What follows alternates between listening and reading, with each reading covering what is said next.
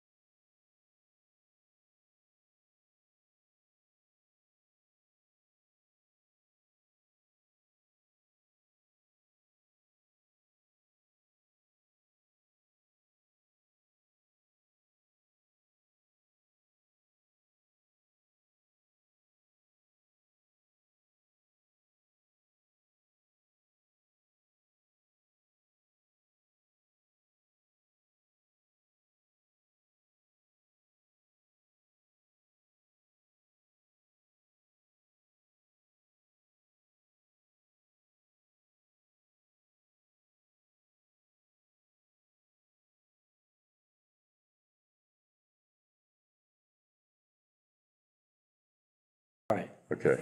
created a dilemma.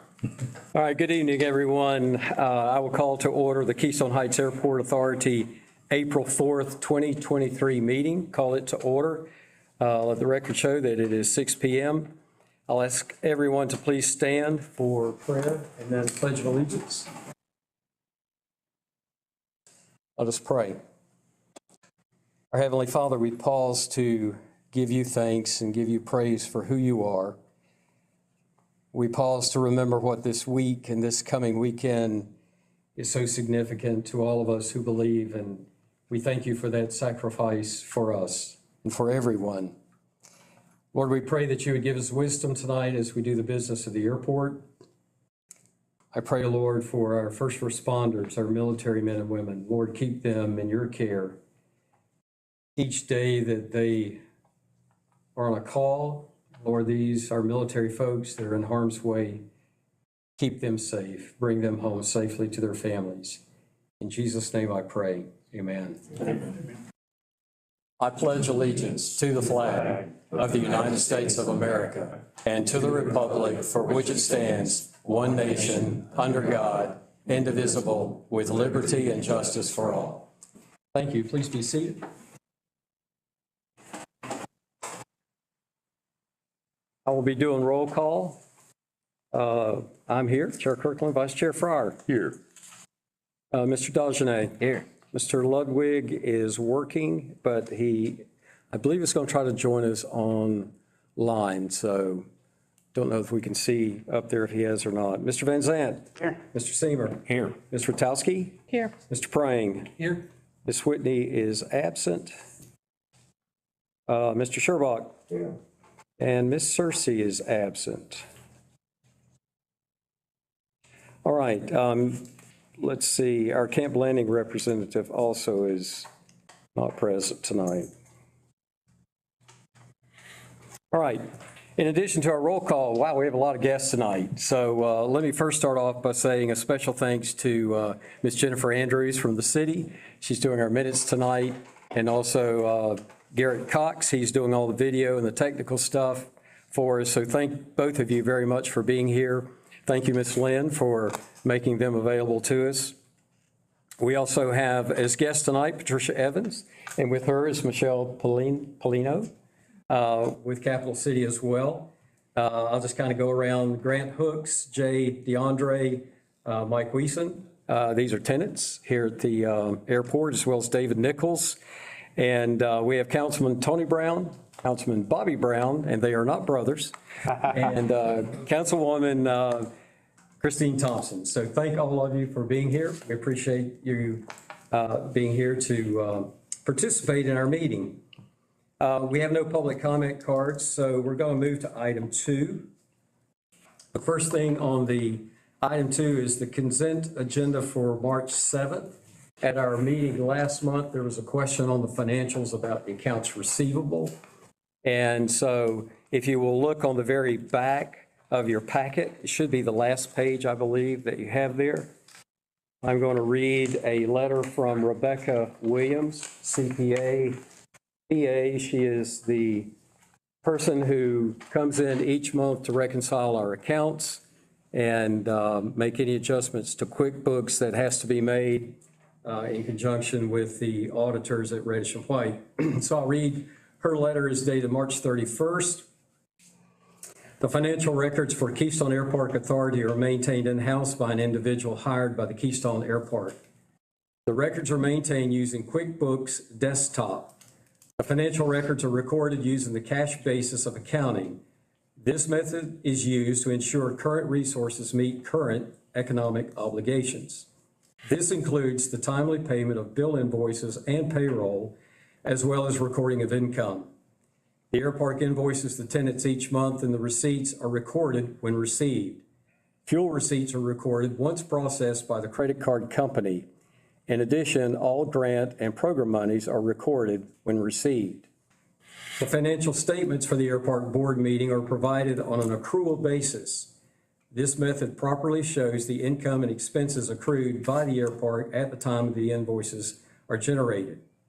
Accounts receivable shows the amount due from tenants at a specific date.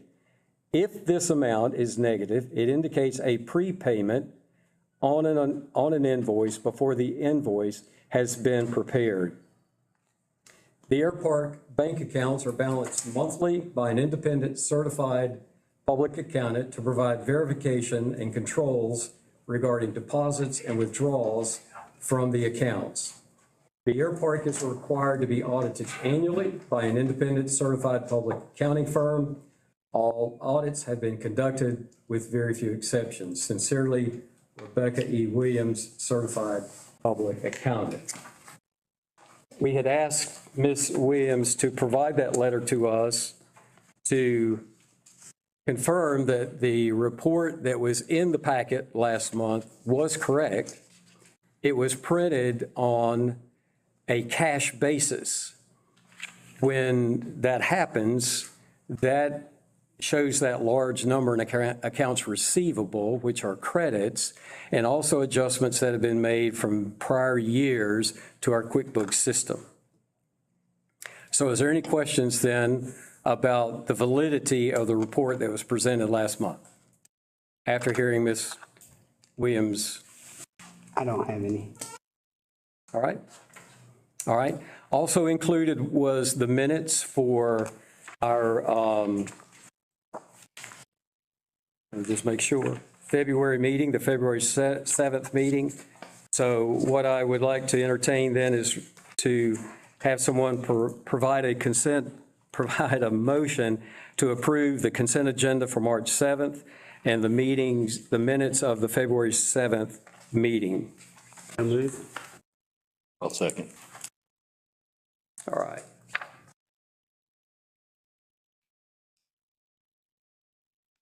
All right, we have a motion and a second. Any other questions or discussion?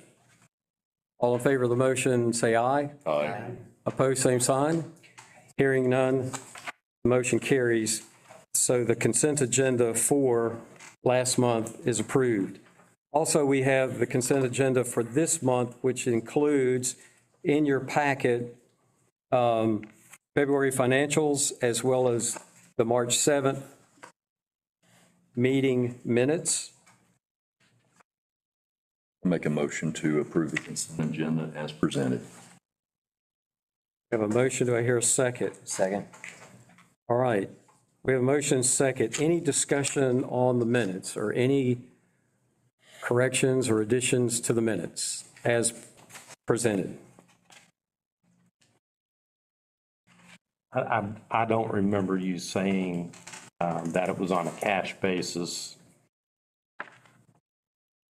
And I asked for the recording, but the recording wasn't available because I failed somehow. It did. So it's kind of hard to argue with nothing. But I don't remember you saying that it was on a cash basis and an accrual basis. Okay, I did say that because the report that you actually had was on the cash basis that had that large number in it. I understood that, Okay, but I don't remember you saying that. That's all I'm saying. okay, It was said, I remember it. Yeah. all right. Motion and a second. All in favor of the consent agenda, motion say aye. Aye. Opposed, same sign. Hearing none, motion carries. All right, moving on to reports. Mr. Prang. Okay, good evening, members of the board and the public. I'm going to report on 3 projects. The first is the construction project that's underway, rehab of the taxi lanes back in the T-hangar area. The contractor's currently working in phase 3. They, if you've been out there, you know that's obvious, but taxi lane 1, which is the main taxi lane that exits from taxiway A going back towards hangar A and B. Taxi lane 1 is currently been brought back up, reconstructed back up to the level of lime rock. They've got some more lime rock finishing to do to get right tight on grade. And the next step there will be to pave that area. When they pave taxi lane 1, there's also a small section of taxi lane 9, which goes east-west and fronts hangars A and B. They'll be filling that in. That's what was left over from the prior phase. They're also working in taxi lane 5, which is the section between hangar E and F on the far end. If you've been down there, you know that's the section they had to excavate down to roughly -3 feet and remove all of the old easy base stabilized subgrade material. All the easy base from under the pavement area has been removed. It was temporarily stockpiled over here outside gate 10. That's now been hauled off and disposed of. They're at roughly 10 to 12 inches below finished grade on taxi lane 5 between hangars E and F.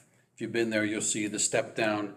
They're finishing the stabilized subgrade later this week. They're gonna start bringing in lime rock for a 6-inch lime rock layer, and then that'll be ready for paving. Paving for this current phase 3 is tentatively scheduled for the end of next week, April 13, 14, possibly Saturday the 15th if they need that day. It's been difficult to schedule paving because of weather delays on other projects, so they were trying to get it done earlier. There was also a possibility of getting it done later, but I think they feel now that if they don't take the paving subs window of the 13th, 14th, 15th, they may have to wait several weeks before they get another window of opportunity. So you can watch for the paving in that area, taxi lane 1, 5, and the remainder taxi lane 9 at the end of next week.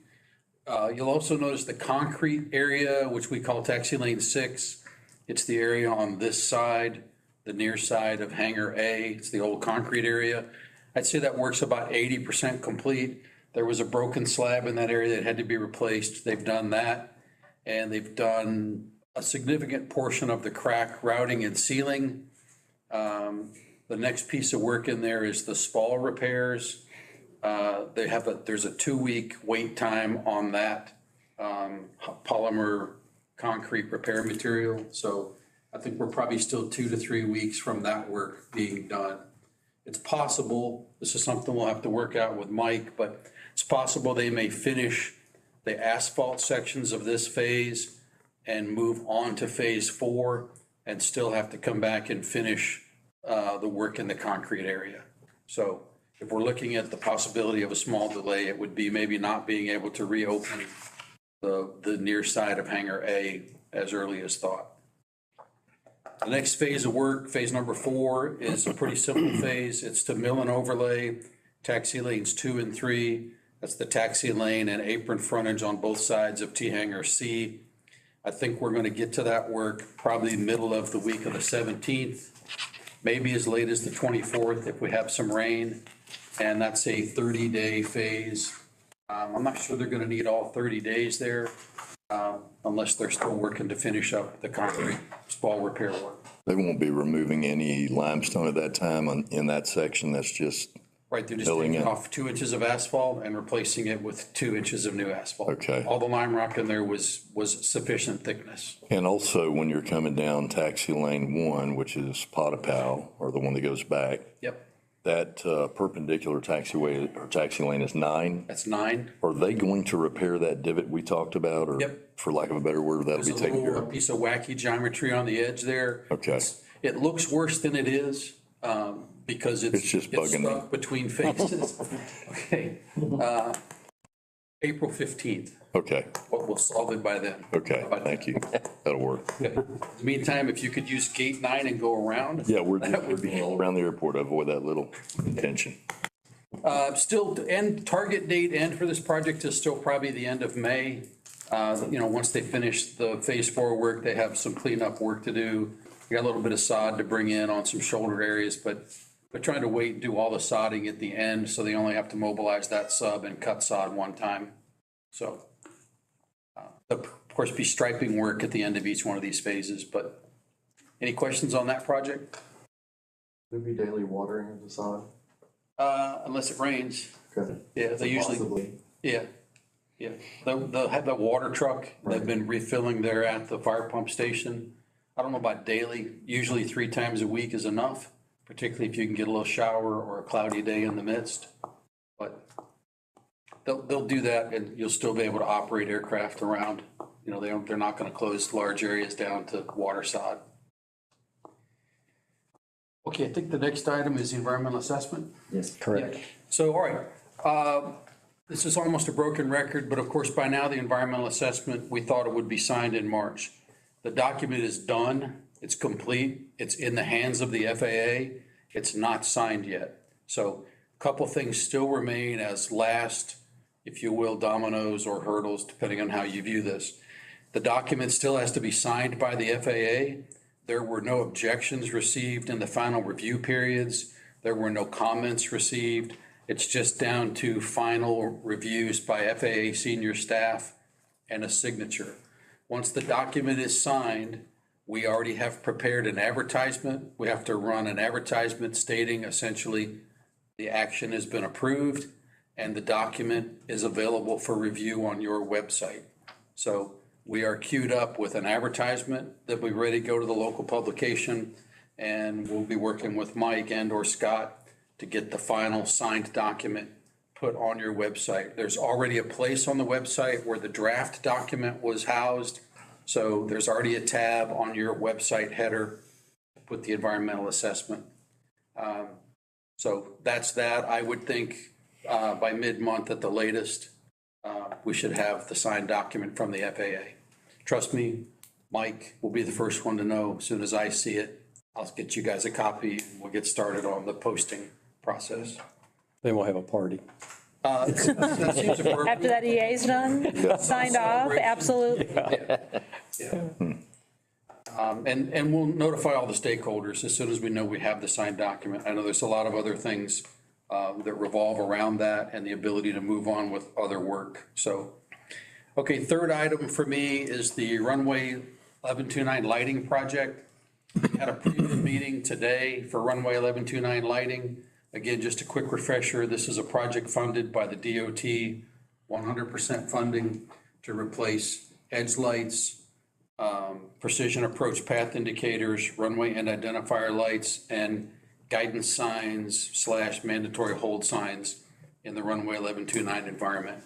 Your lighting system now is defunct, for lack of a better word. It's turned off, and you're just using the runway with no lights, daytime only. We had 4 contractors have expressed an interest. I think we'll get 2, maybe 3 bids. We've sent the advertisement and the plans to all of the equipment suppliers that regularly supply this type of airfield lighting equipment. The bids are due in 3 weeks on April 25th. And I expect to be able to give you bid results at your next meeting, which I believe is on May 2nd. So that being the assumption, if we get a good bid that we can handle and award a contract on May 2nd, takes about 30 days to get signed contracts, bonds, and insurance in place. We could issue a notice to proceed in mid-June. All of these items have 3 to 4 month procurement times. So actual on-site construction, I think, is probably in the October timeframe.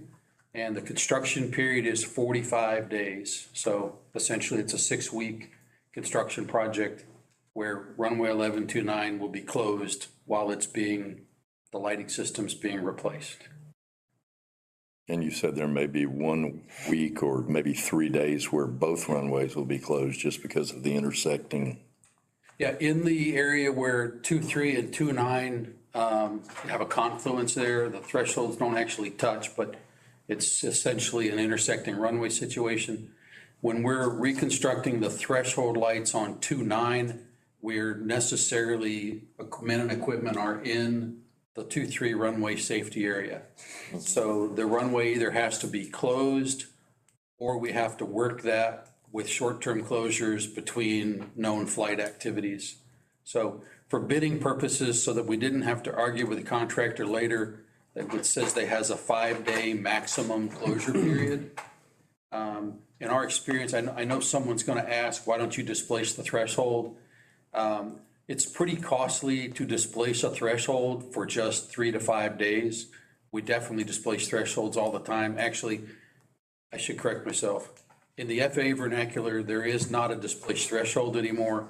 It's now called a partially temporary closed runway because you're closing a section. But for lack of a better description, displacing the threshold by 1,000 feet and still using 4,000 It's a pretty costly endeavor, and the project was already in budget trouble.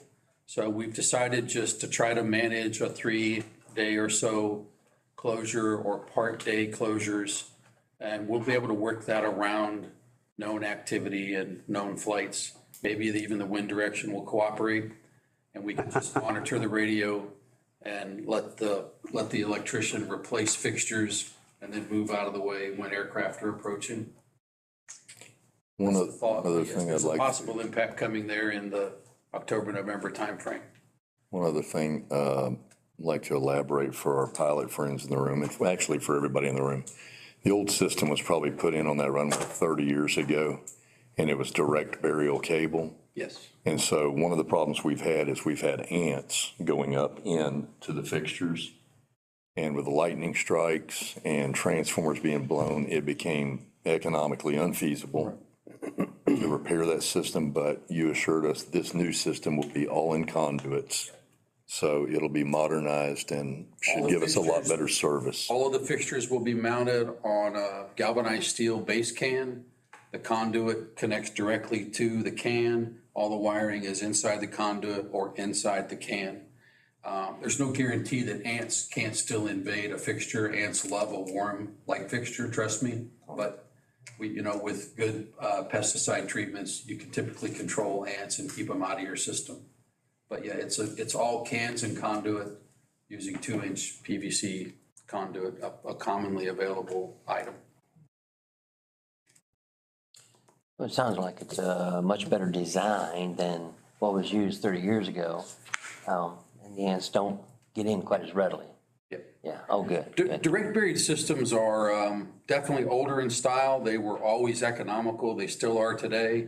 We don't design them very often because they have short lives and they take higher maintenance. I mean, it's good to get them in and you're a little cheaper on the front, but a can and conduit system with proper maintenance can last 30 or 40 years. And the parts are readily available to replace components that may become damaged. But as Scott points out, it's really hard to maintain a direct buried system because you could get a ground fault and literally be like, well, I have 11,000 feet of cable and I have no idea where to start looking for a break in the insulation. At least this way with cans and conduit, you can go can to can, open the connection, put a test circuit on it and say, okay, it's somewhere between here and that other can that's 200 feet away.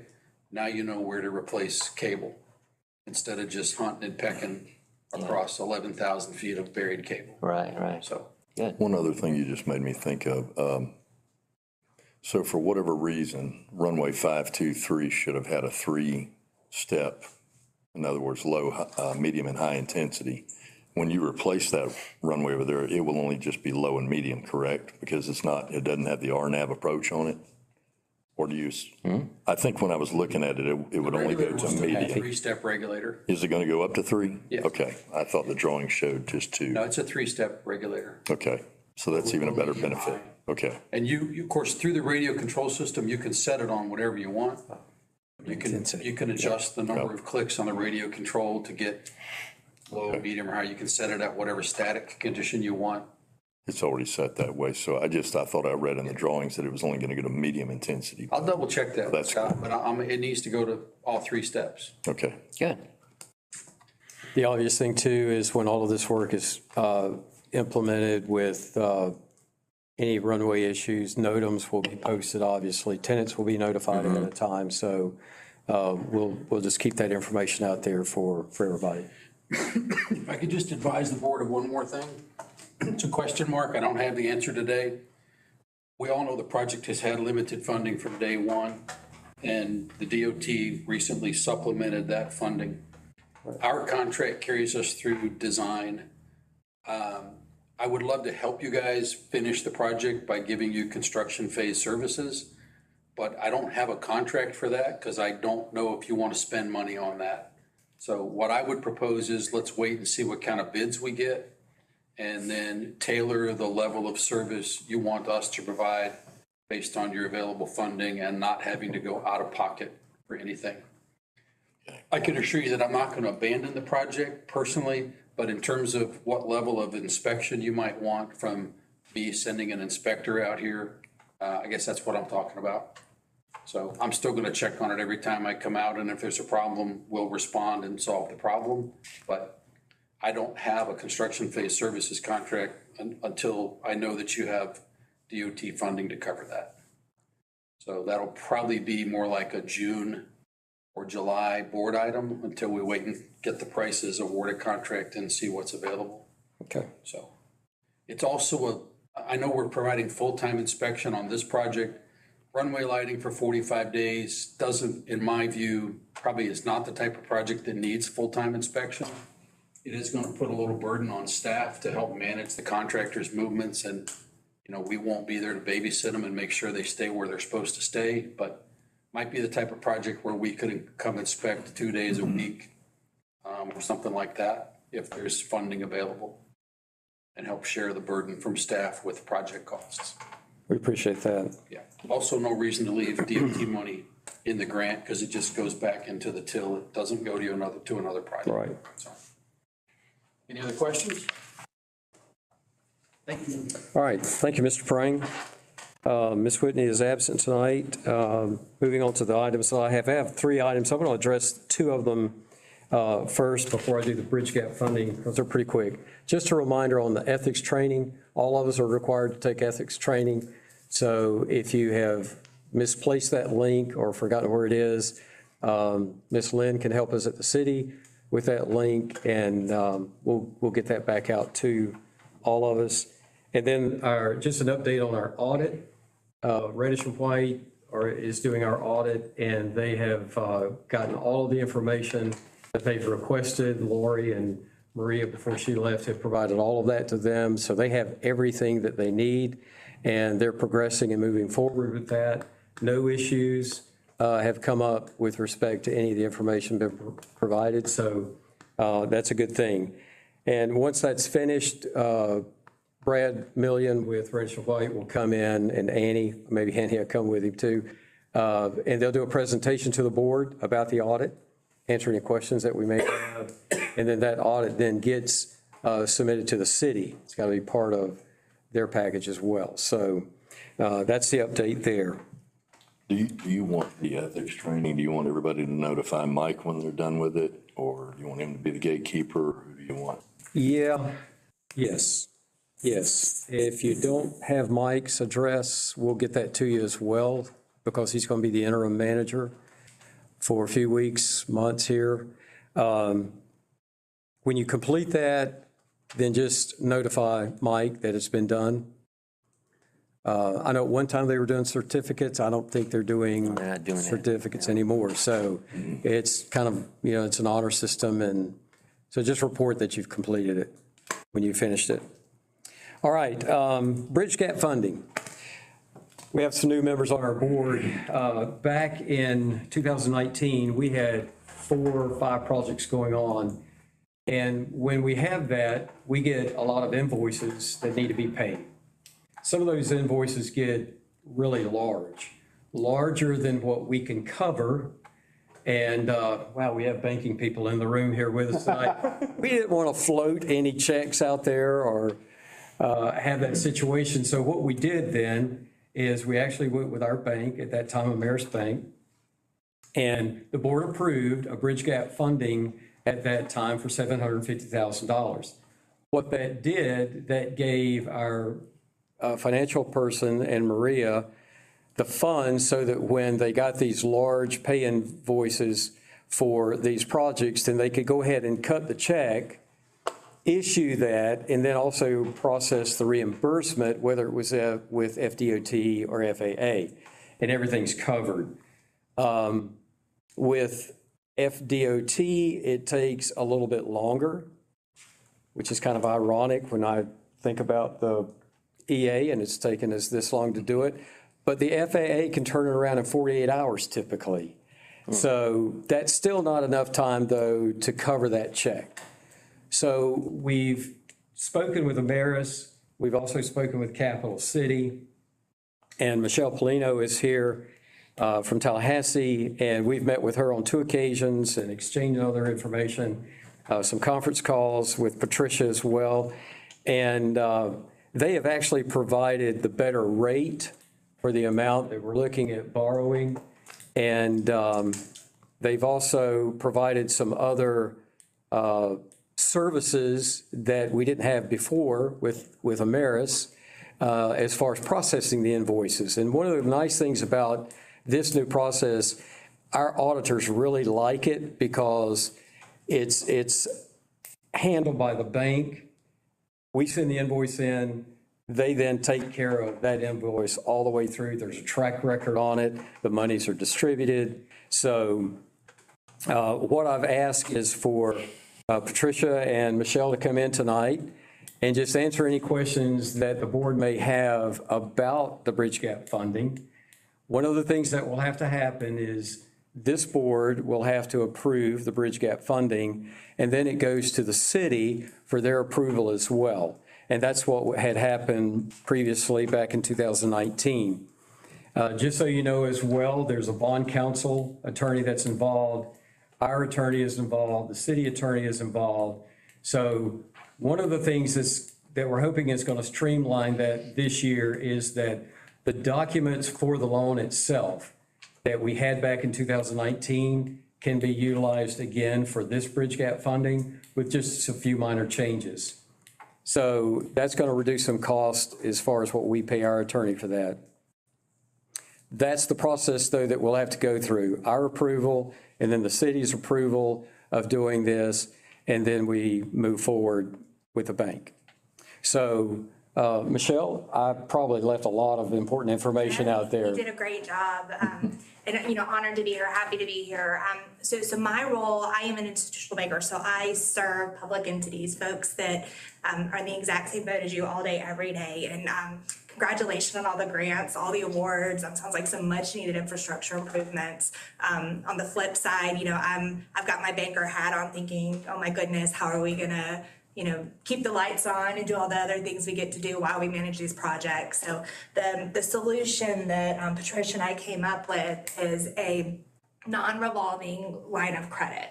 So we say, hey, tell us about all the grants that you have. What's the total award, the total cost that you guys are going to be faced with? And then we say, let's just draw down as we get those invoices. We're also looping in bond counsel. And what that allows you guys to do is take advantage of a tax exempt rate. So you're able to get a rate under 6%, where if I was borrowing personally or any of our businesses were borrowing personally, you're likely double digits. Wow. So, the rate as presented today, it's based off of a newer metric that predicts market trends. It's the SOFR CME rate plus 1%. Based off of today's rates, it's 5.8. So great price for you guys. Again, the only cost is going to be bond counsel. We have to have legal come in and say that you are qualified to borrow. You are, an entity that qualifies for that tax exempt rate. But from a pricing standpoint, it's going to be worth it in the long run.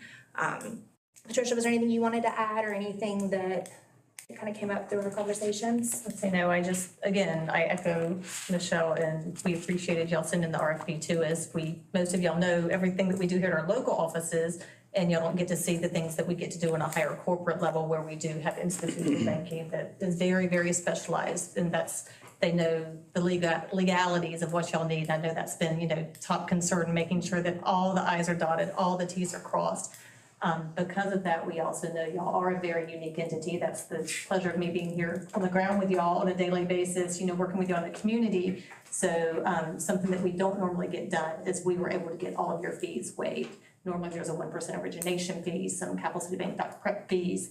We've waived all of that for you guys. Nice.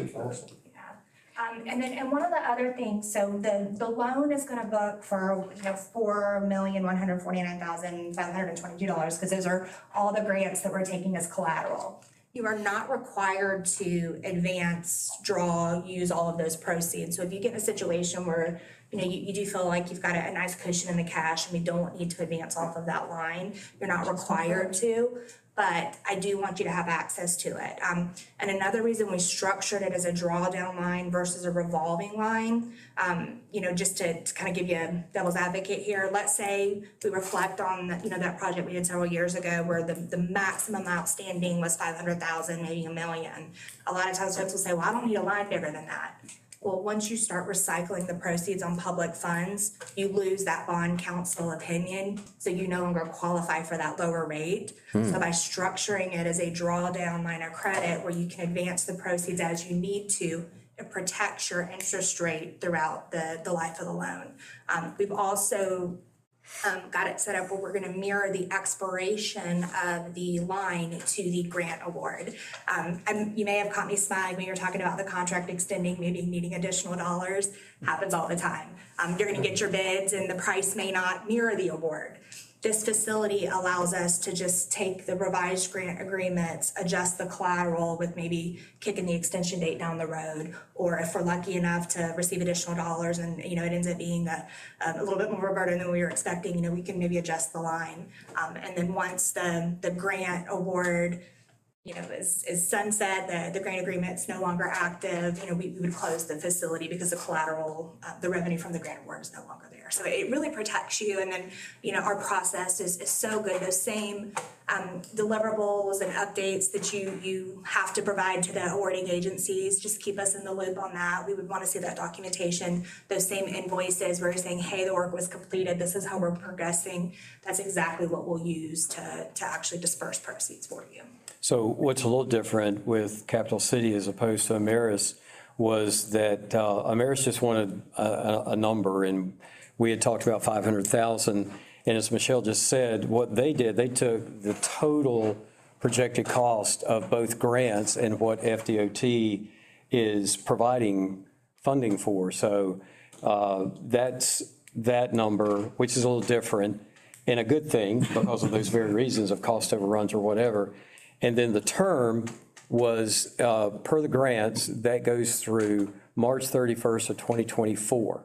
So there's that window there in the event, whatever may occur, that there's a delay, then those funds are still available, rather than capping it on a 12-month basis, and then all of a sudden, now we've got something else that's an issue.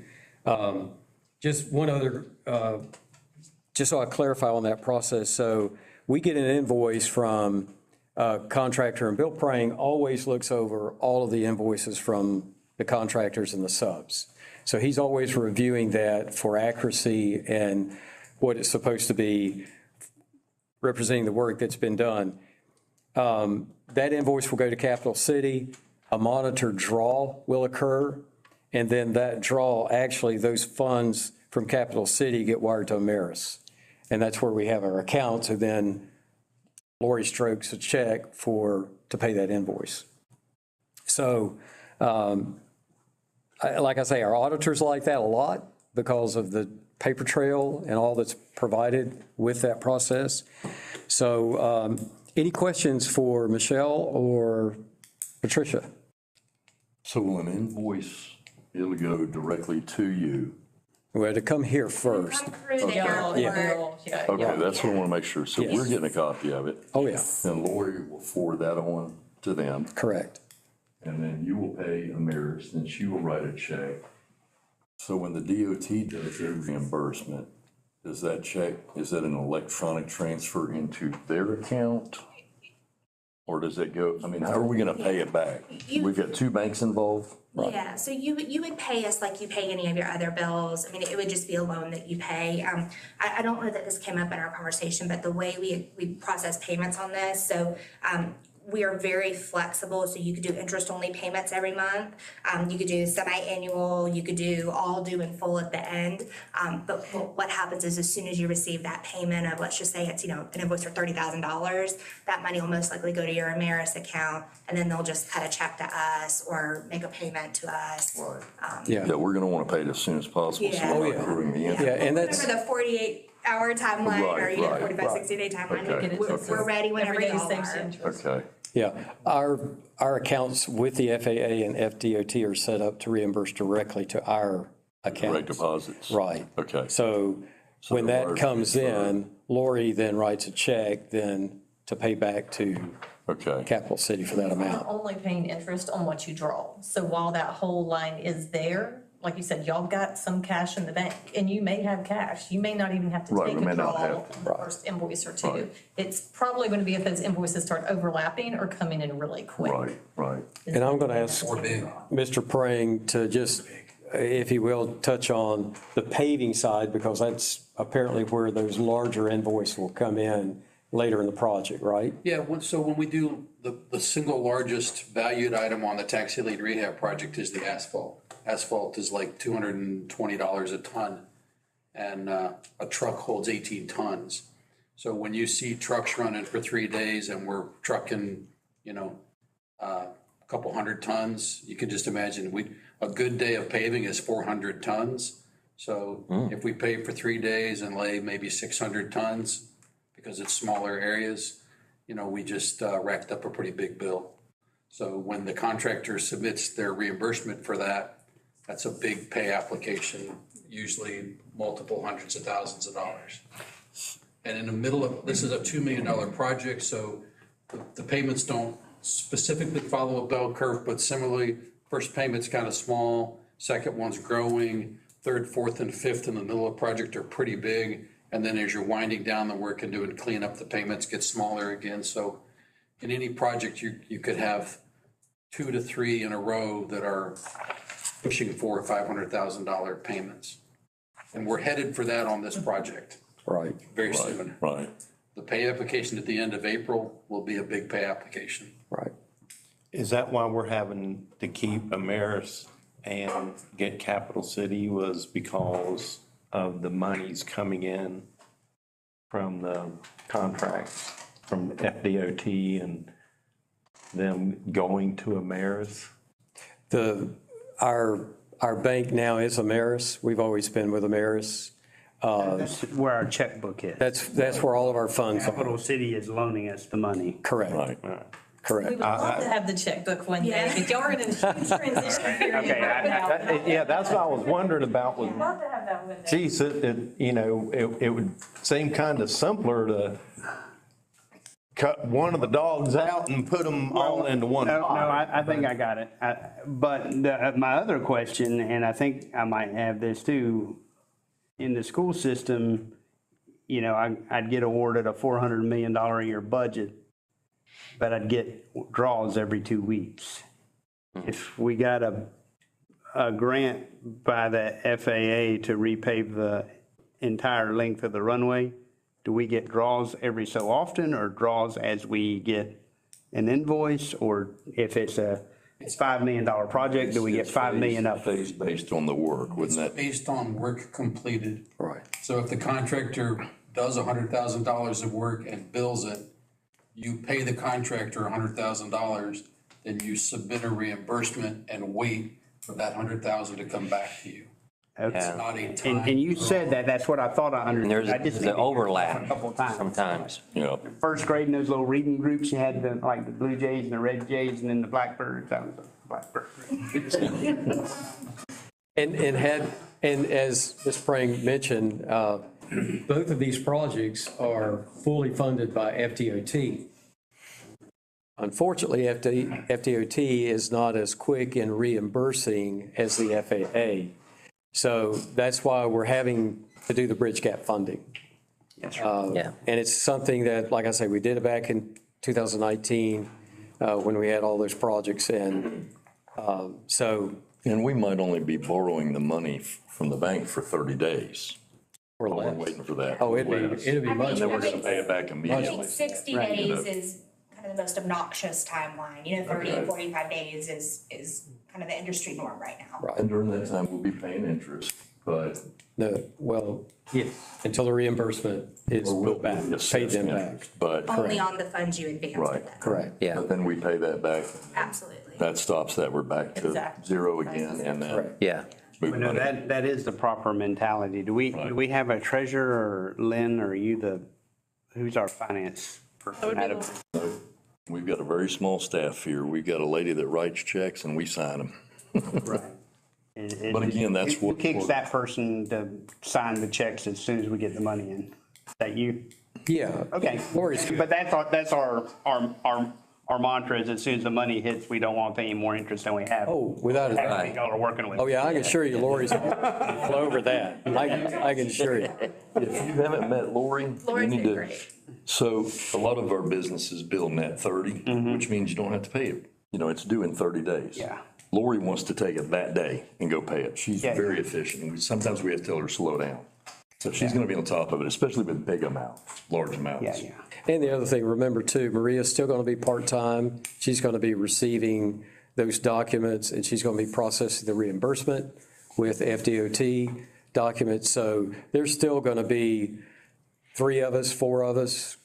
Mr. Prang, I will tell you, he stays on top of everything as far as dollars and invoices, pay invoices, whatever. So I can assure you it's going to be watched. Yeah, I- Always has been. Please never understand my question. I'm just always particular when I'm spending other people's money. Mine, I'm a little, Right. Now, you were, wife says that, I go, yes, honey, whatever we want, but that's my money I'm spending, not somebody else's. And frankly speaking, one of the reasons we were so adamant about the structure is because we do have a fiduciary responsibility to maximize those revenue dollars. So this is the most cost-effective way for the airport to have some support when, you know, the timing's out of your control. So I agree with you, that was exactly what we had. in Compared to the what we had structure. before, this sounds like a much better deal, clearly. it's a good deal. It's a better structure and rates are better across the board. The services they're going to provide in conjunction with it is above what we had before, so.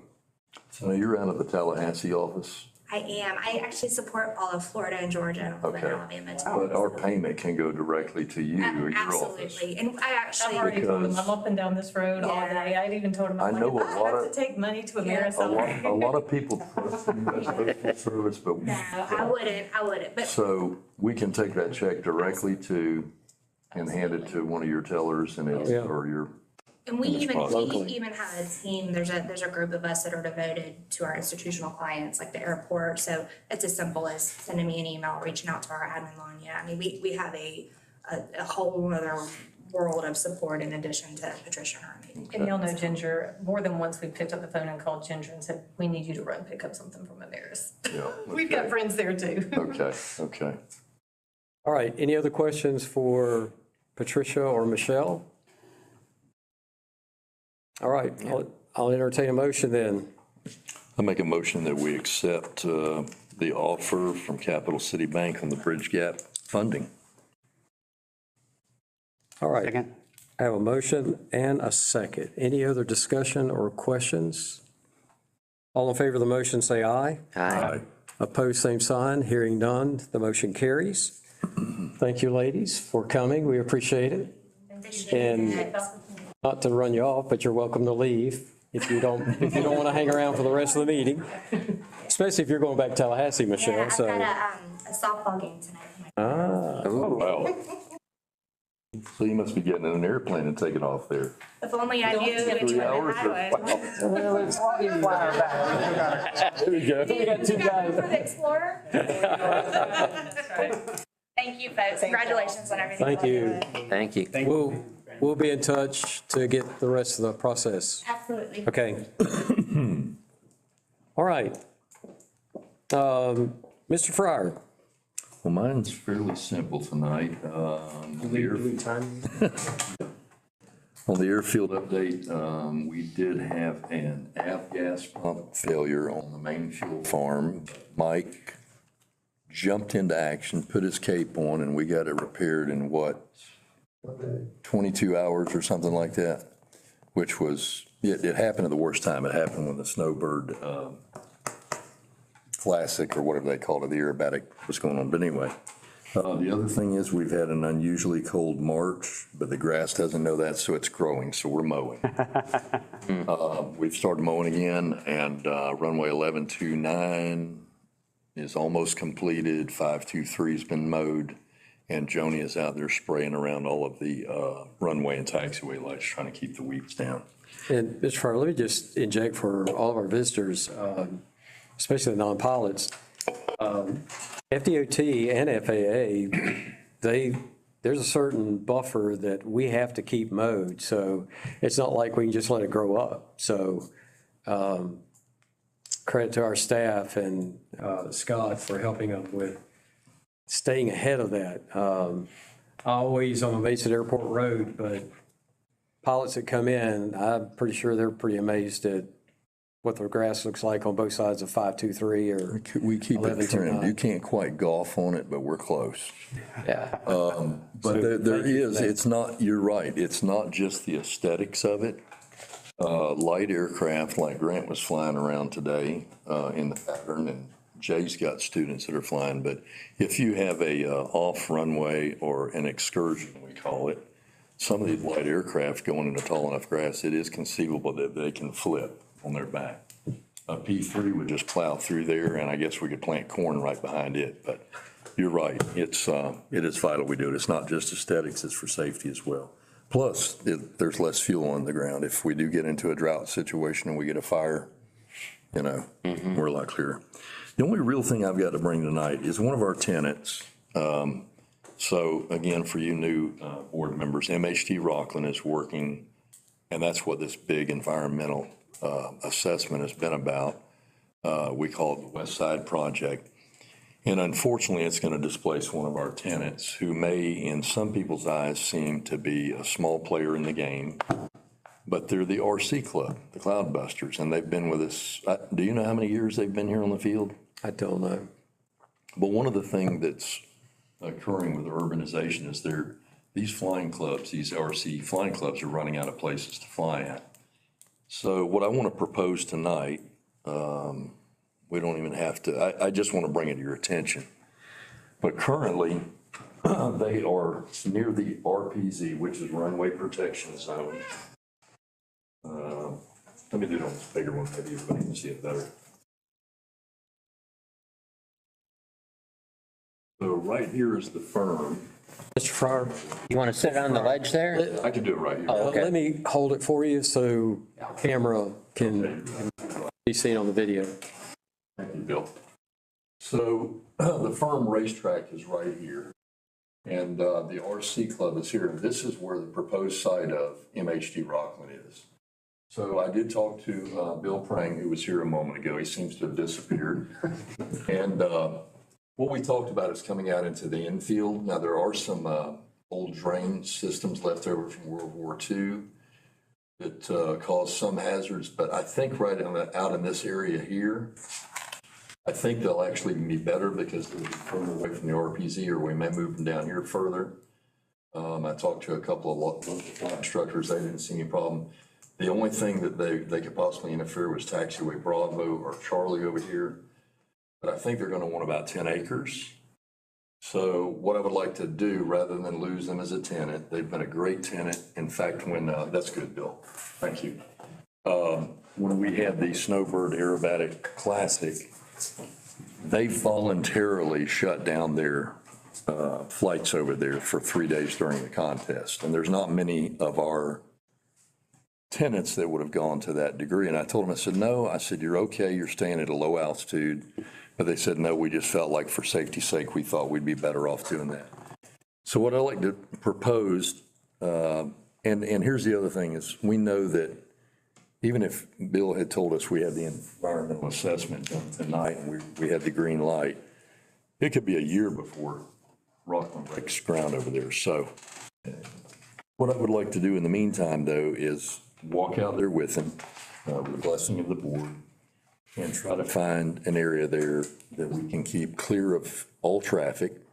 We'll keep them away from the firm, we'll keep them away from taxiing airplanes, try to find them a place. And then if we do, I may come back next month or the month after. And we're going to have to get Maria to do the land assessment, and they won't be doing any developing other than they're going to till it up. They're going to roll it out and try to seed it with the domesticated grass because it is rough out there. I did talk to Brandon Walters at the firm. They currently have an easement, and again, I'm not going to go back to it, but there's a limestone road right on the perimeter of their lease and the RC Cloudbusters, and they said they would welcome them driving through there to get to this area of land. So I just hate to see them get displaced. I mean, they're the small player on the field, but they always come to our events. Yep. And quite frankly, when we had the 80th anniversary, I think there was more people over looking at the RC airplanes than there were at full scale.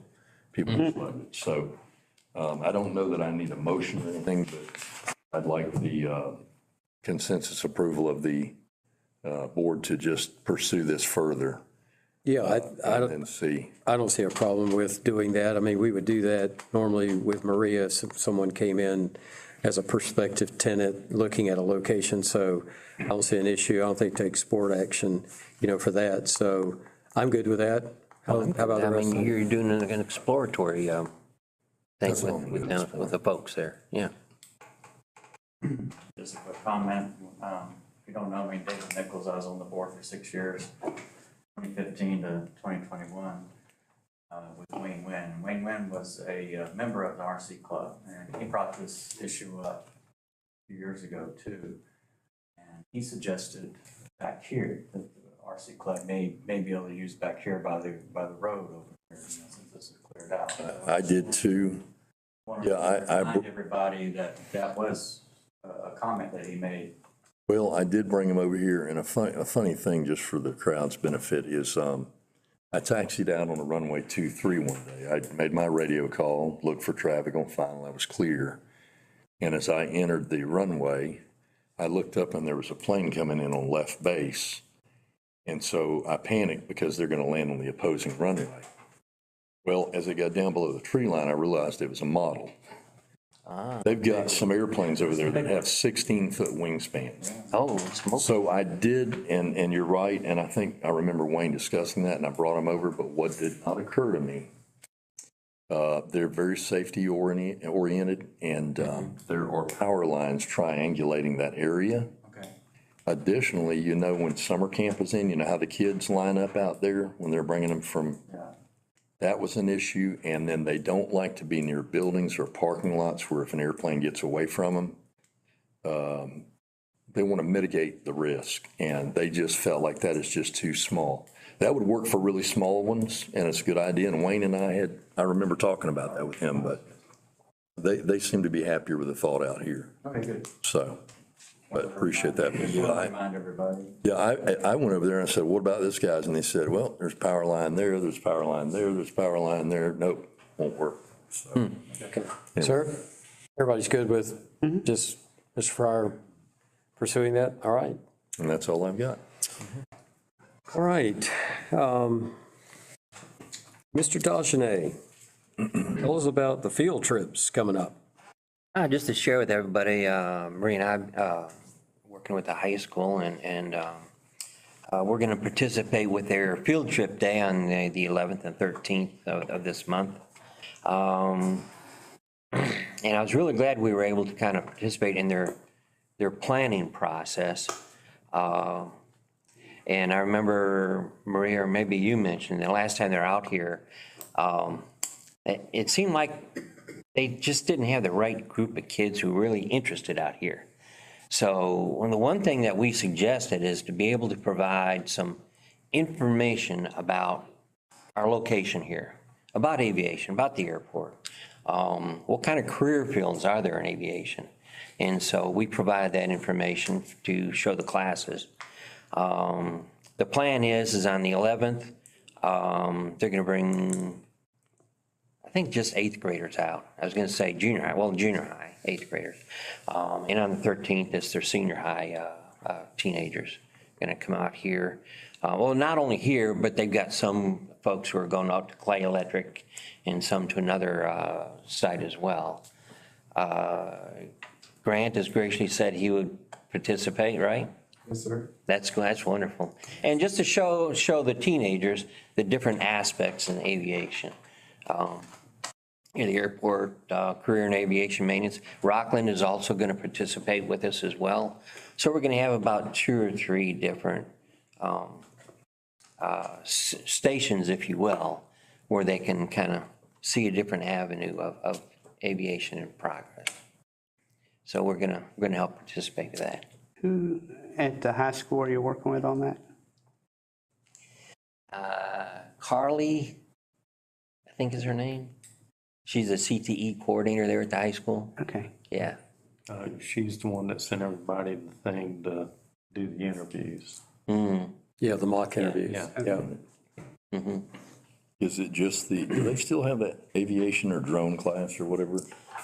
They do, Yeah, they do. So are these kids coming from outside of that? It's open to any kids? It's open to Yes. everyone. That might be better because I was here when Maria did that last field trip. And it seemed like a lot of those kids had taken that class, did it as an elective.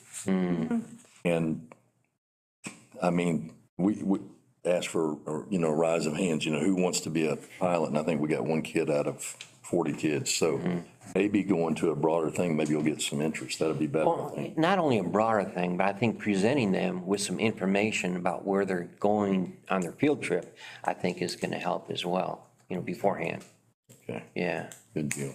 And I will just state, because my son is one of them, that they offered three field trips. And so you're getting kids who chose to come here. Okay. And so they had an option of Clay Electric, Capital City Bank, or the airport. So they had to take an effort to come out here. Show some interest. Yes. Excellent, excellent. we brought the high school people in Embry-Riddle and several people here to the airport before any of this was built, probably 8 or 10 years ago now, and set up that partnership with Embry-Riddle. And I don't know that one kid from Keystone has left the high school aviation program and gone to Embry-Riddle just because of the expense.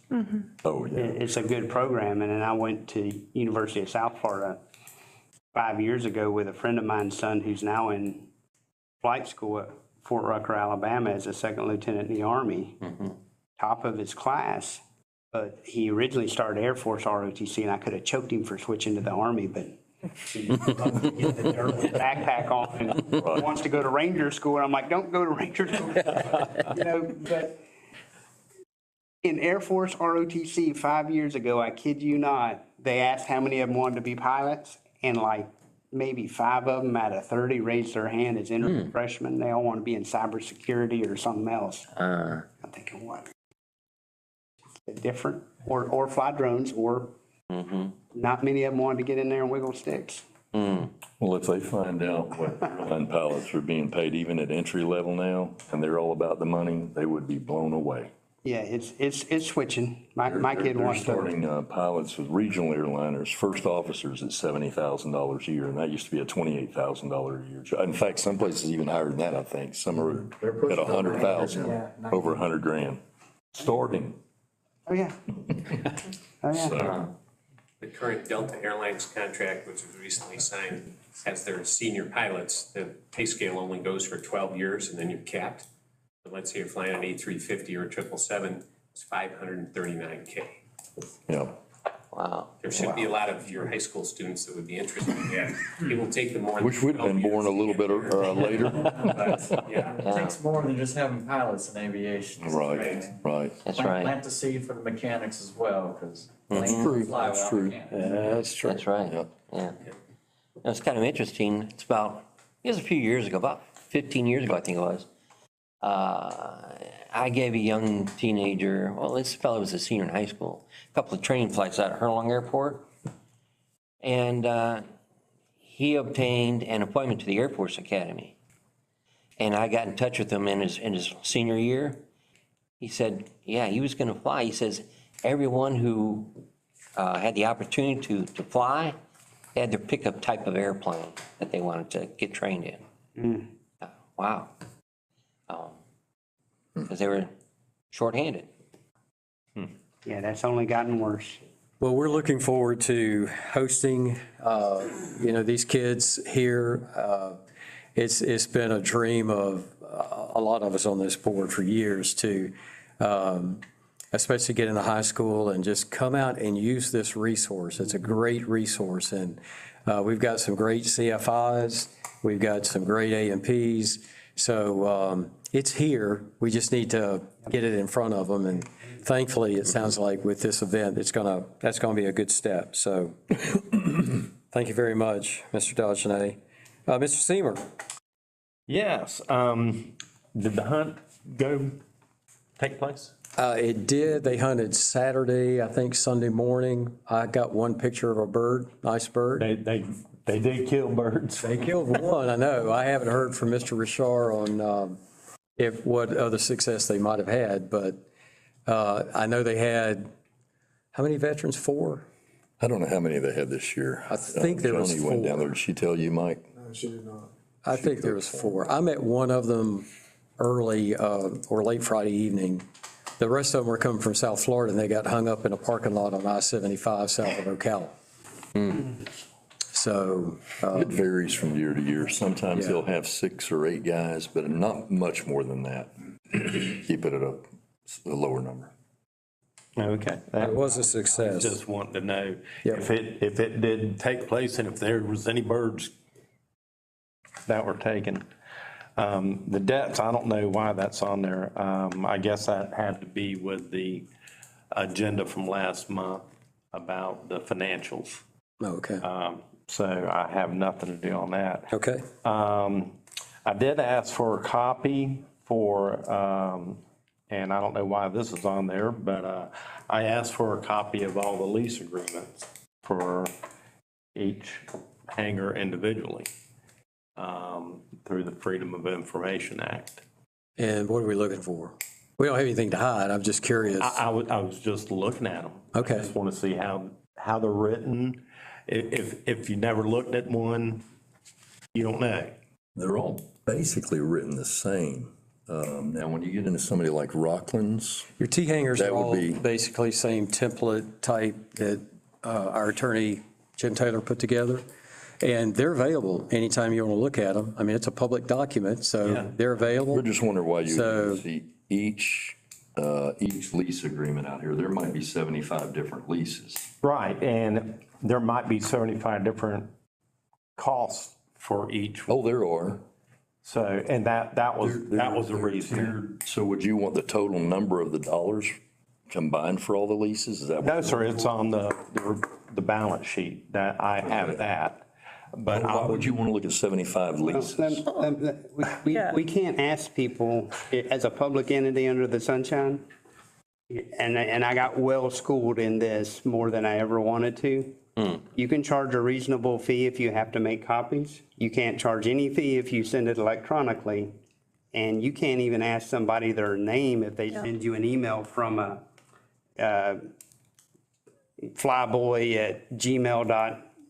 flyboy@gmail.com email why they want it. So we just need to guard ourselves on that. Yeah. And he's open and he's a board member and nobody's questioning why he's entitled, but we can't. Yeah, I'm just curious. I mean, Right. that's a We lot to can go through. collegially, right? But here's another aspect here. We've just lost Maria. Mike is the airport manager right now, interim. And you've got Justin. Justin's here 3 days a week. Lori's here 5 days a week. It may take a while if you want all of those. Well, I think the most convenient thing is just for Mr. Seymour to come in and just randomly look through, what he wants to look at. Sure. What would you be will easiest. see is that, like the older T hangars that have no insulation, those hangar fees are cheaper than the next hangar up that has insulation. It's a newer hangar, different lighting. And then you move up to the corporate level, you got the hydrolift doors.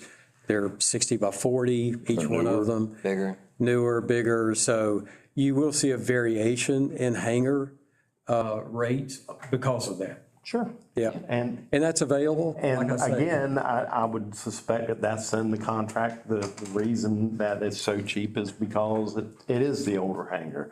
It doesn't have the insulation and stuff like that. And that's why I wanted to look at it and information. There's Yep. also a formula based on, is it per square foot? Yep. So when you get into my hangar, for instance, a T hangar is a T hangar because of the shape of the airplane. And so at opposite ends of these, think of them like chicken coops. They're elongated buildings. You probably saw them when Mike took you around. Some places have a bonus space there. They have extra footage. So you might have them in the same T hangar, and even those have different prices. I pay more than my neighbor does, if that makes sense. No, Because of the extra square footage Yeah. that's available. Yeah. All right, that's easy. And Just the EA area, the cutting of the trees, and are we going to have to send out for bids for those, or? Let me address that. So what we will do, because that's going to be a developed area, and some of the drawings that he had put together for the EA show the roads and a connector road. Right. In addition to that, he also included the areas that the EA covered that are shown subdivided. So there's got to be some more logistics and some more planning on that area. Once Bradford County finishes with their surveying and with their design of the road itself, and the EA is finished, then we'll sit down and look at, okay, what areas do we want to have harvesting done? Obviously, they're going to clear the roadway. Sure. But the other areas associated with the roadway, like lots on each side, we're going to have to decide that as a board on how we want that subdivided, how large do we want those lots. Some of them may be several acres, some may be 1 acre. So there's some logistics and planning that need to go in first, and then once we do that, then we'll know, okay, here's the areas that we got to have harvesting done. Okay, so when am I going to be able to get involved with it? And I mean, Soon as that EA is finished, that's when I'll be able to look at it and start going through it. yeah, I think, again, like I say, what we're going to have to do as a board is we're going to start with what AE has put together as far as some of those lots that are already shown along that new roadway. And we've got to decide, is that what we want? Do we want to add to it? Do we want to modify it? Once we have that plan, then we'll have to look at surveying to make sure we stay in those boundaries. And then we'll have to go out for bids for the harvesting. So it's going to I'm involve. confused now. Are you talking about just for the clearing for the roadway right now? No, I'm talking about for the whole project, because we're not going to do That's what you're anything. talking about. It's like when Rockland goes over there? Well, the whole project. Yeah. Because the road clearing has to be done and there's going to have to be harvesting of trees there. Correct? We don't know really about what trees would be marketable. There's as you go into it, like from the Firms Road, a lot of that is just wild natural growth. It does intersect a point in which the planted pine forest, but I don't think that corner that comes in is a very big plot. And That's what I'm talking about. It's- If I'm in charge of that section, I need to know what's going on so I can have my input and go out there and look and see and go, okay, this is what we're looking at and now I know what I'm talking about. Correct. Whereas if I have to wait until the end and then say, well, you got to go get bids, I don't know what I'm talking about. Well, and that's why we have to do the planning and figure out exactly along that roadway what we're going to do as far as lots and development. We've got to know that first before we can even know if there's any timber there that's marketable. It may be hardwoods that somebody might just chip, like we've had done here before. I think from what I remember, though, the best I can tell you is I don't think, Rex, there's going to be enough just for the right-of-way road to mobilize a logger. That's one thing I remember being told before. Okay, we can make that assumption, but here's the reality. But- we've got to have a plan. We've got to know exactly the areas that we're looking at. And so let's do that first, and then we come back and say, okay, here's how many acres we have. Right. Here's whether it's pine that may be marketable or not, or whether it's hardwood. Right. So, and then the timber guys are going to tell us, well, we're not interested in that scrawny pine stuff. Right. So they may well chip it all, and then they may say, well, we'll take the hardwoods and we'll chip it. So So there's a But that's survey, further it down sounds the like there's road. a survey that'll have to be done eventually before we kind of get to that point. Well, there's a survey already associated with the Right. existing road, or not existing, the new road that's being built Right. by the county. Yeah. So from that, we'll have lots on each side of that road and where it connects and where it comes all the way into the airfield. So that's just part of the phasing that we'll have to do, again, after the EA is signed off on. Okay. Yeah. David, I can maybe help with one tiny piece of the puzzle here. The road right-of-way that Bradford County is going to construct hopefully in a very few weeks, they'll start. That timber just needs to be cut and gotten out of the way because the road has to be built on the road grant timeline. Correct. So as it relates to the 100 feet of road right away, you don't even have time to think about whether that's marketable or not. It just needs to be cleared for construction That's true. because Bradford County has a grant timeline to build that first segment of road. Now, are we responsible for removing that, or is Bradford County? Bradford County. County is They're doing doing that. that as part of the road construction okay. project. Okay, So there will be some tree clearing that can start as soon as the EA is signed. And I think they're getting their permits. There's some gopher tortoises they're working with FWC on, so. Fast tracking it. Yeah, they're pursuing the project. They're not on site doing construction yet, but the first phase will be that, I think it's at 100 feet, it might be an 80-foot right-of-way, but whatever their road right-of-way is, that's construction clearing, not for the purpose of merchantable timber. okay. Yeah. Okay. So, but that part, I'll take that off the table for you. You don't have to think about that. Thank you. Now, looking north and south of the road for other parcels of merchantable timber. I mean, you could start doing some of that now with an aerial photograph.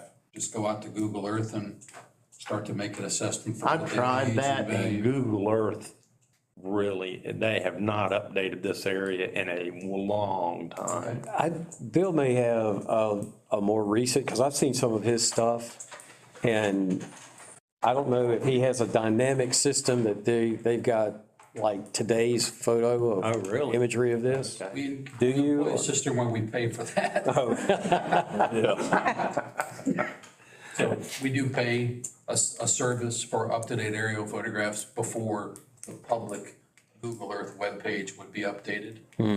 But that's available. I mean, they're huge files and you might need the right software to open the file, but as part of the study, we're using those as backgrounds on the utility study too, by the way, which is another place you've seen us when we're doing this water sewer utility feasibility study to make some of the assumptions for developing water demand and sewer demand.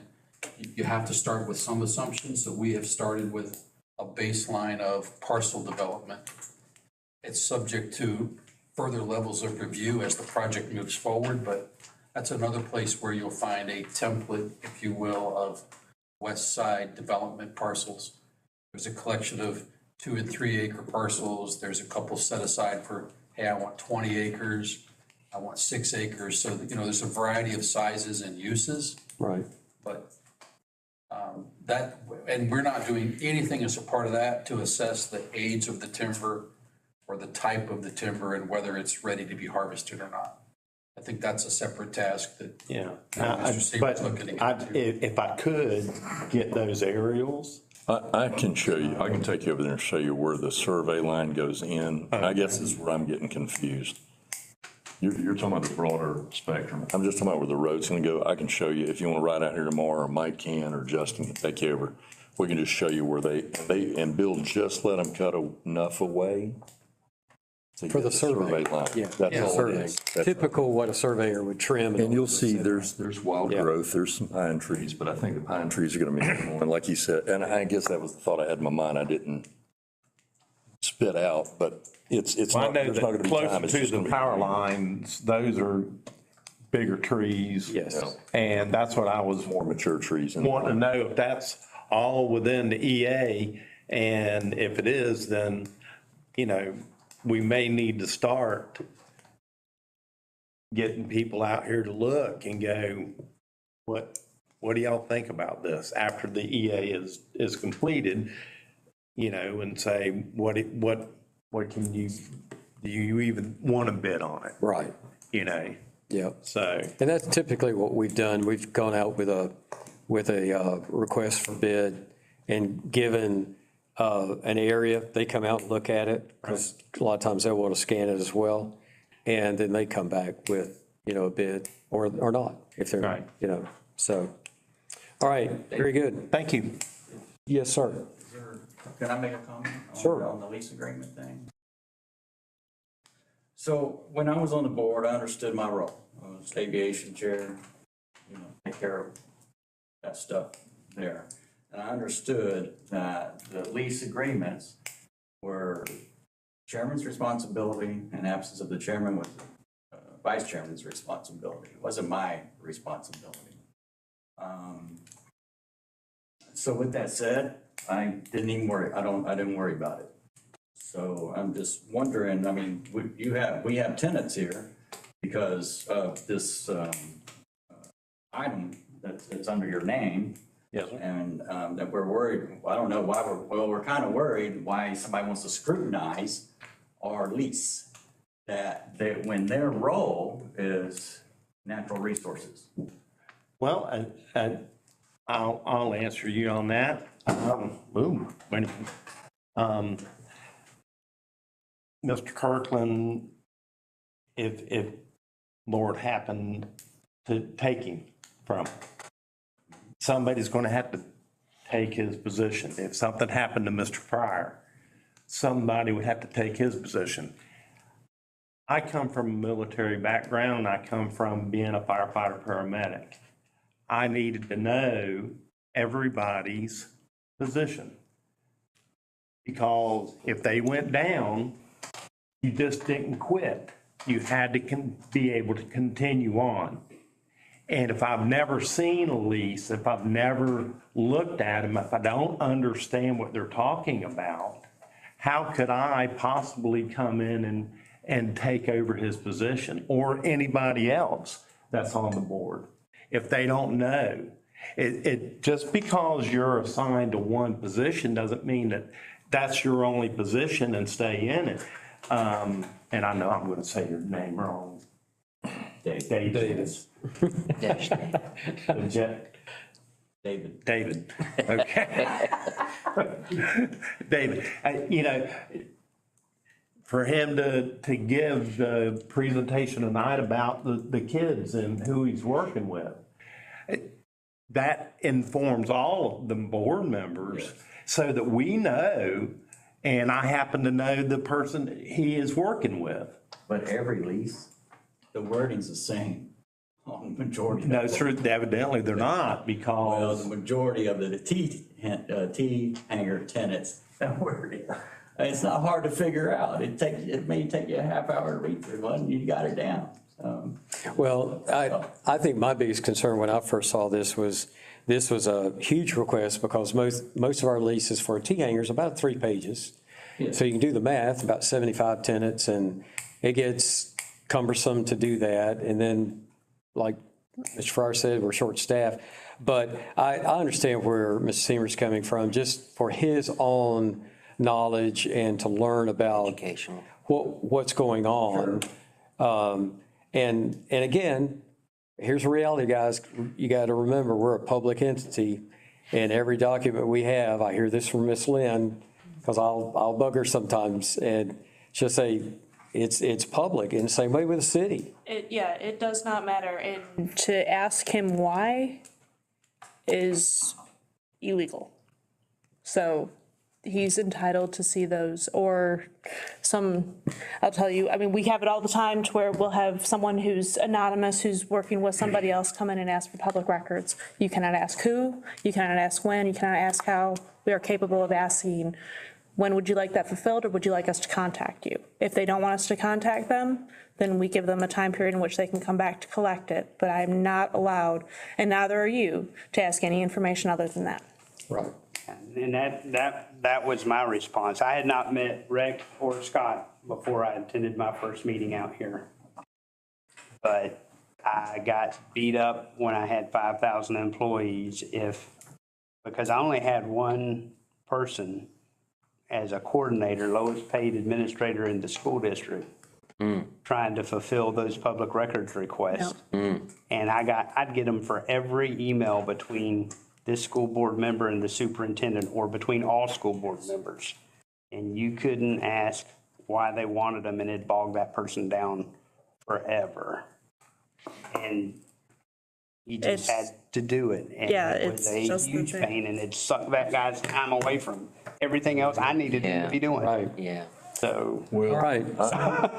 Okay. and you're right, and if legally we're bound to do that, but if every one of us board members has the training to do everybody else's job, we may as well shut down the airport because we don't have the resources No, I know. to, and it's unfortunate, but no, we could pay overtime possibly if we need to get Lori or somebody to do these Well, copies. no, I guess that would be to what the we could extent do. possible, what David said is if Rex can just come sit and go through the file and somebody doesn't have to scan and email all that, It's your right. that's, Yeah, the practicality of that, it doesn't, Yeah. it's regardless if he's a board member or a citizen or civilian. no, not at all, not at all, absolutely. We've just never done it before. So, Yeah, yeah. There's the no. first time for right. everything. All right, we're moving on. Anything else, Mr. Seaver? I was just gonna ask about the final inspection on the runway. Who does that, the FAA? DOT. DOT, okay. I was just wondering. And, well, let me get clarification. What do you mean by the final Well, the inspection? final, you know, when you have a house built or something and you have to Oh, have the okay, final so, inspection on it. so that'll be done by their engineers as far as the taxi lane, Maybe Mr. Perrin can answer that. but we get a DOT inspection annually of the runways. I thought that's what you meant. No, just Sorry. on this Yep, project. yep. Like on the taxi lane project. Yeah, we'll do that, the engineering Oh, okay. company. Okay. We provided the design, we're also doing the inspection, and part of that includes a closeout package, which will include our final inspection. We'll certify all of the construction materials testing reports, testing of soils, asphalt, things like that.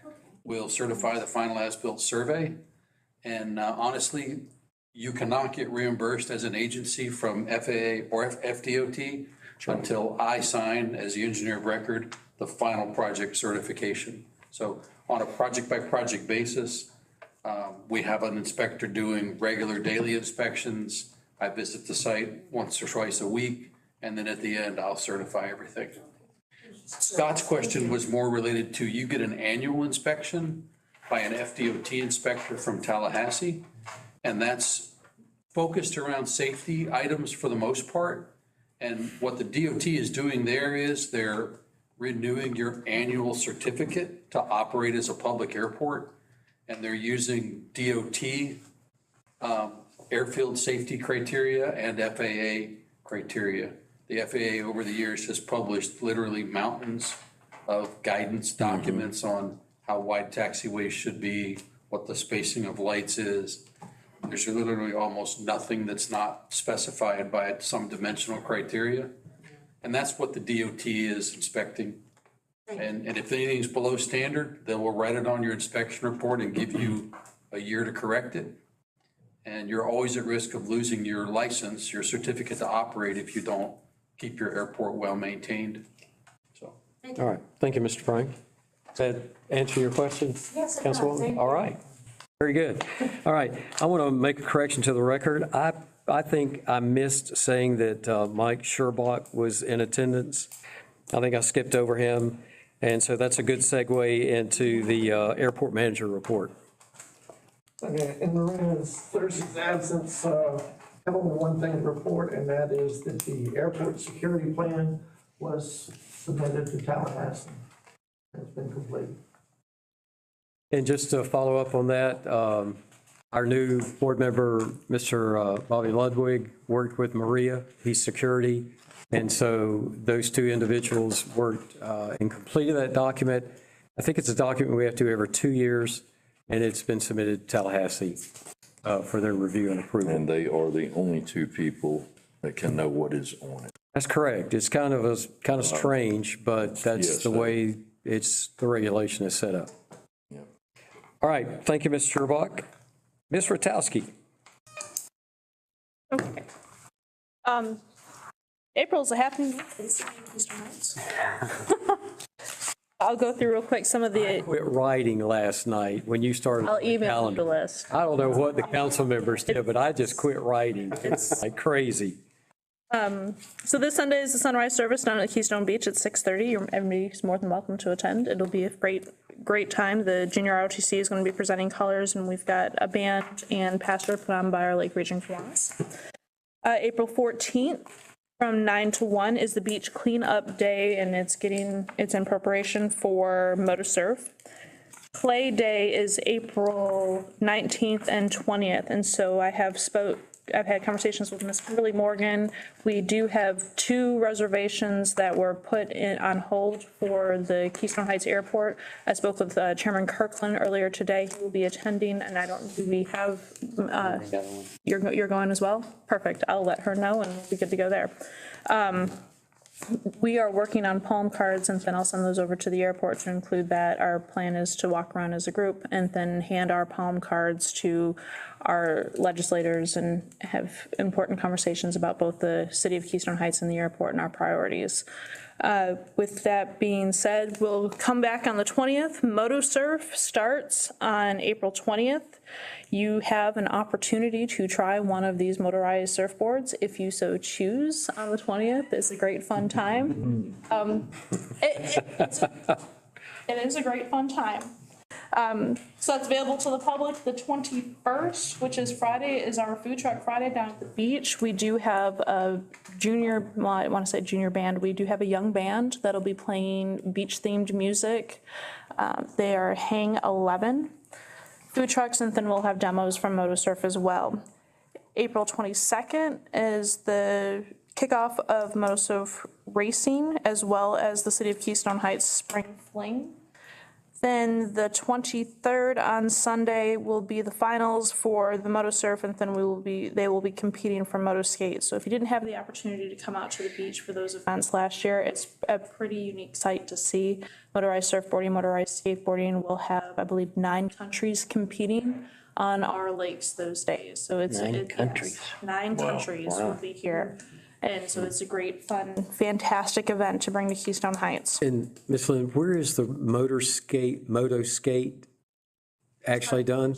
In the parking lot? Yes. I was out of state last year, so that's why I didn't know where that was. Around in the parking lot. They've got, gas and battery powered motorized skateboards, and they don't let you try those. That's a little bit worse than the. So when you fall into the water, it's a little bit different. In more than one place. Yeah. Also, on the 22nd is the change of command ceremony at Camp Landing for the Adjutant General, and that'll be taking place at the same time as the opening ceremonies for MotoSurf. I don't know, there should have been an email sent out for RSVPs. I can forward it to you, Mr. Kirkland. I've already done it. Okay, perfect. Yes.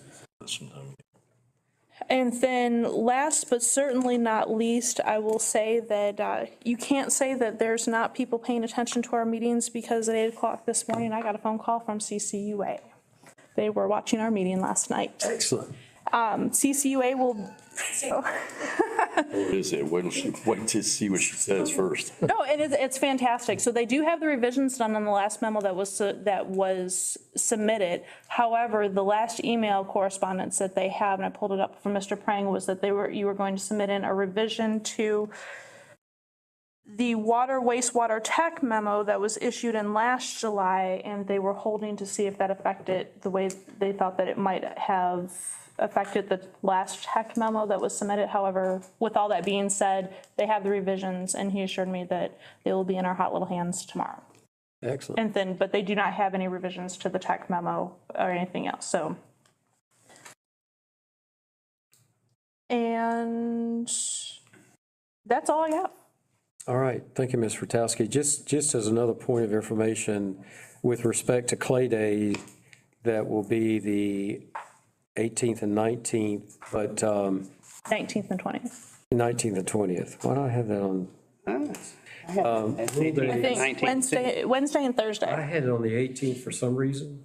And then also on the 19th, but it's Wednesday and Thursday, correct? Wednesday and Thursday. Okay.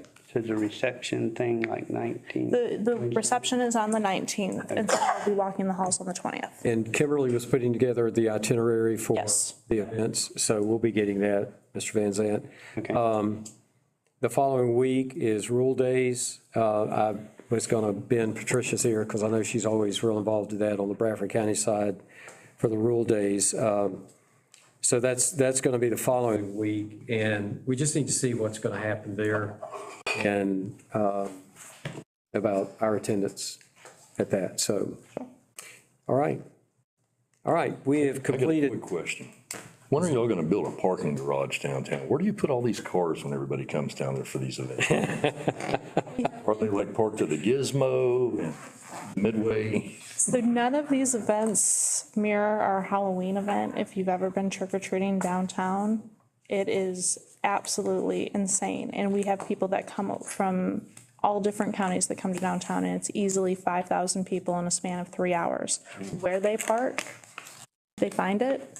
And I was gonna say we don't have, but I'm not gonna go there. We hire our CCSO and they do a fine job, but parking has never really been a I challenge. see cars parked up like at 8th floor here in the parking lot because people walk down to the beach.